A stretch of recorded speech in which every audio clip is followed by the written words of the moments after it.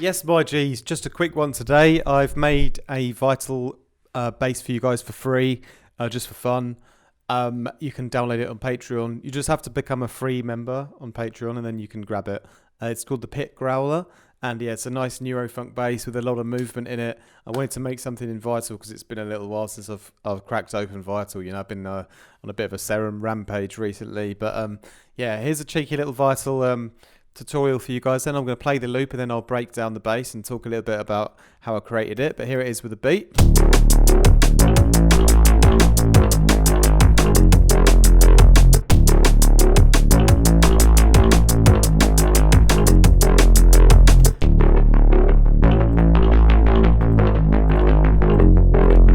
So I've used all of the effects this time around, okay? So yeah, a lot of effects going on.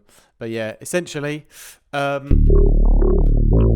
there's 3 oscillators as well, and there's a bunch of filtering. It's quite a complex patch, to be quite honest, because I wanted to put a lot of subtle movements in it. So I have 3 LFOs going on, right? So the first one is this sort of 1/8 saw down that's got a ramp on it. And you can kind of hear what that's doing over here on this low pass filter here.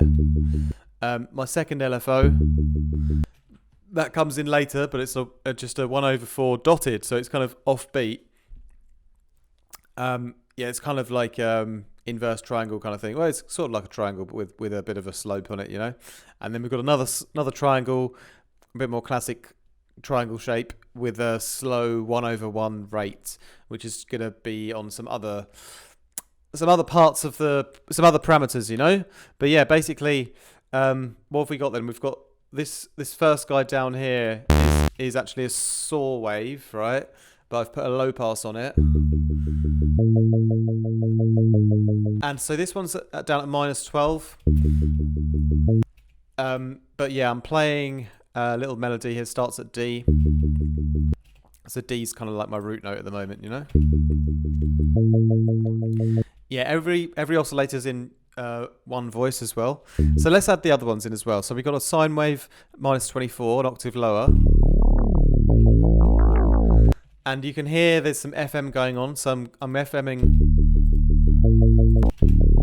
oscillator 2 into oscillator 1 here.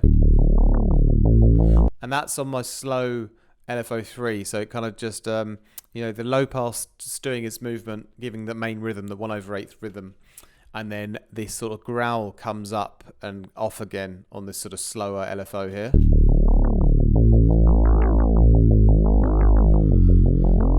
So yeah, you know, you've already got an interesting, you know, kind of concept for the whole movement, you know.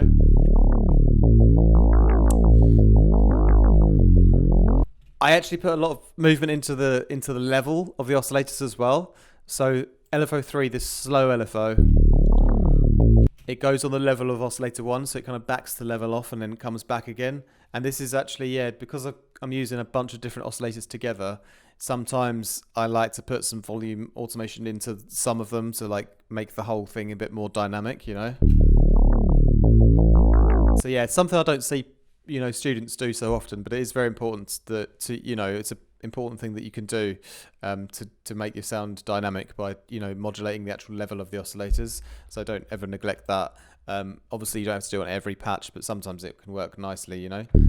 And there's another one here. So this is the sort of quarter note dotted rhythm that's also got a bit of movement on the level of this second oscillator here.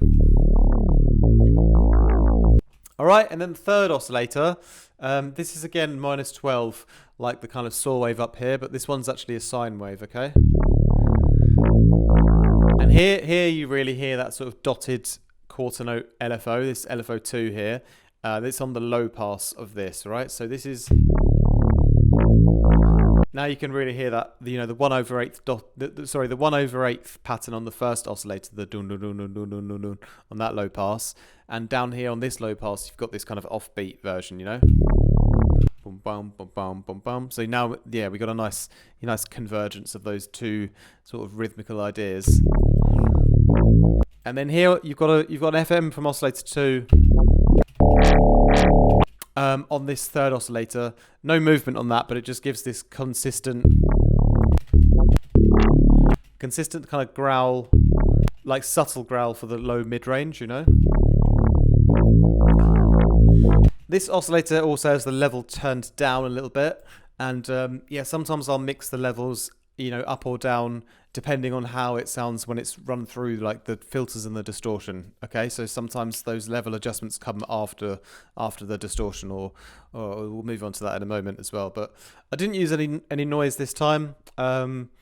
It's something I could use, but it's got a nice high end on anyway, and I'll show you why as well. It's mainly because of the compressor in the effects section.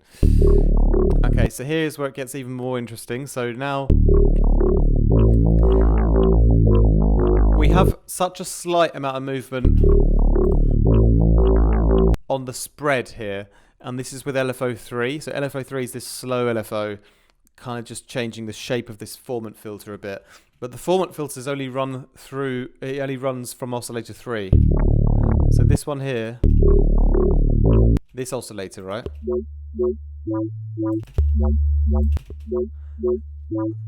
Yeah, this goes through the formant filter, and when they're all together, it kind of sounds cool. It kind of like sounds like, yeah, it's actually sounding different when all the oscillators are on.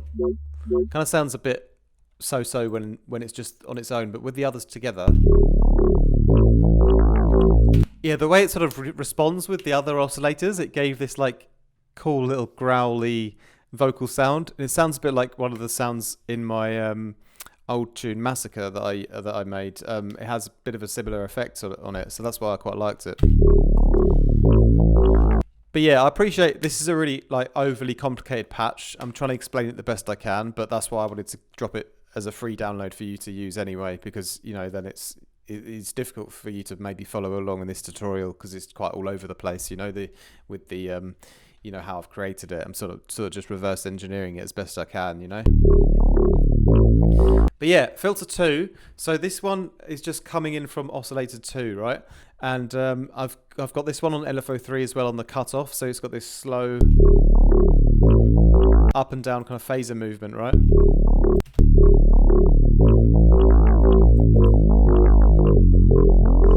And yeah, so this one is again, it just kind of like shapes the whole low mid range differently, you know.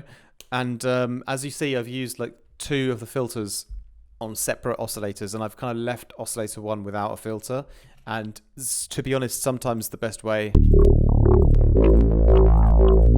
is to sort of click them on and off and see how they kind of react and see how they respond, you know, the different oscillators through different filters. You know, that's pretty much the best way. Sort of check them out and then see what it does to the sound and then move on, you know.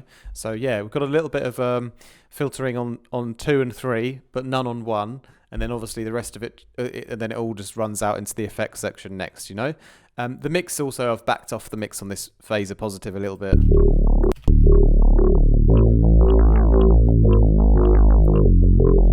But yeah, so like loads of different movements already happening, right? Between all the oscillators and the different LFOs and filters, you know, so loads of like movement happening already.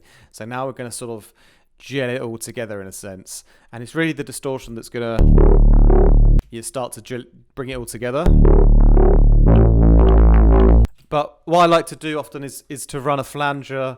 In this case, I've done a flanger and a phaser before the distortion as well, because it just has a nice way that it just has it's a nice combination when you use that flanger to put in this sort of pitch movement before the distortion, you know, and the phaser's doing a similar kind of job. This one's mixed in a really small amount though. And the flanger's also mixed in about 20%.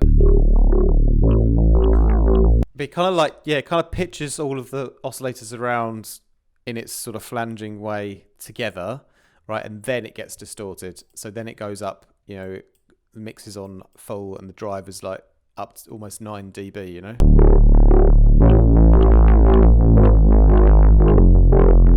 So that kind of smashes it all together, and makes it a bit more like one cohesive bass sound rather than 3 like oscillators all kind of fighting for ideas, you know. So, but it all comes together there. But because we made it so different, you know, because we had all this like, that's actually the kind of key to this tutorial, is because we put all this different movement in with different filterings and, you know, on like 3 different oscillators. You know, once we then run it through the distortion, the whole kind of texture and like all the subtleties sort of form almost, you know, to create one cool bass sound. You know, it kind of all comes together.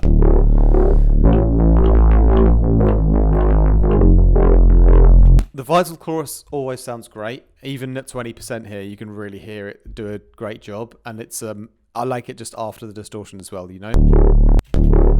It's like the distortion kind of like smashes it all together in the mono nicely, and then the chorus opens it up and into the stereo field a bit more afterwards, you know.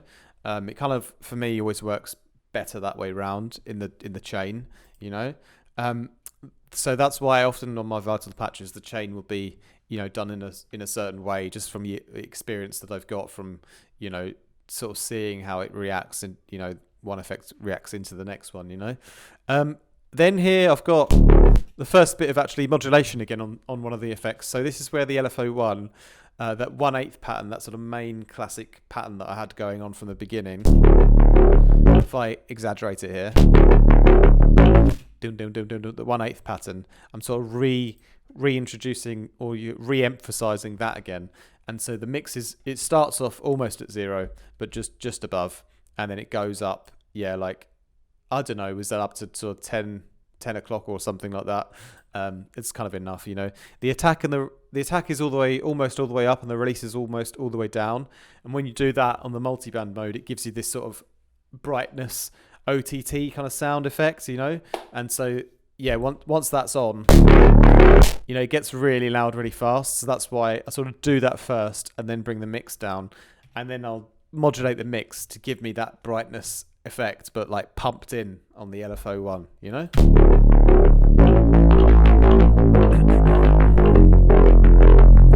So then after that, yeah, then I basically have another filter on everything and just mixed in about 25%.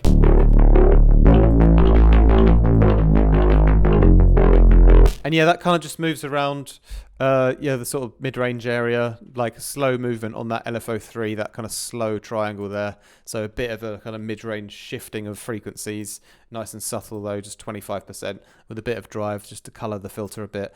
And then I put a touch of delay on. So this 1/16 ping pong delay, and it's just mixed in quite low, 7%. So in the mix,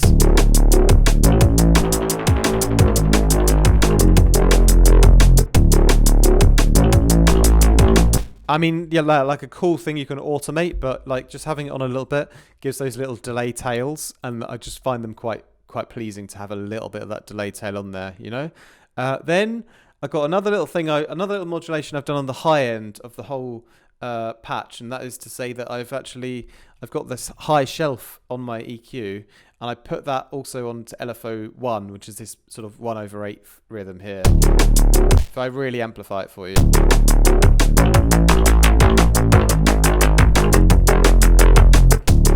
But I just have it a bit, so it kind of goes up a couple of dB or so.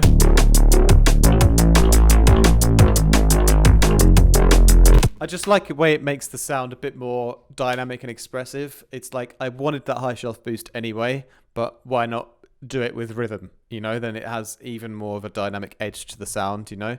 And then finally I added a bit of reverb just in the high end, really, really low in the mix, because yeah, you don't want to like mix in too much reverb because you lose your mono power every time you put more on, you know. So same with the chorus and things like that, you know. That's why I tend to keep the mix quite low on most of the effects, you know, like all the spatial stereo effects. But that kind of wraps up the sound then. So that's like the Pit Growler that I've called it. I don't know, it's just had all these little growling textures I quite liked, so that's kind of how I came up with the name, you know.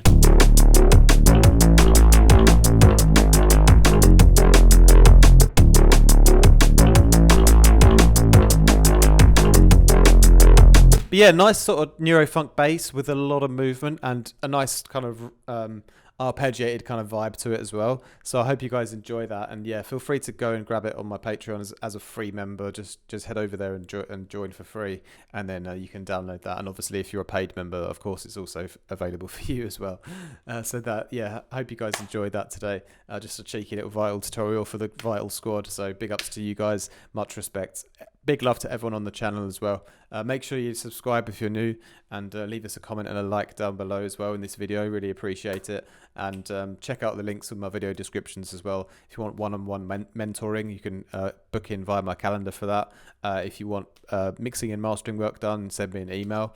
And if you want any presets for Vital, Phase Plant, Current or Serum, check out my website. I've got loads on there. And yeah, come along and join us on Patreon as a free member and get this sound.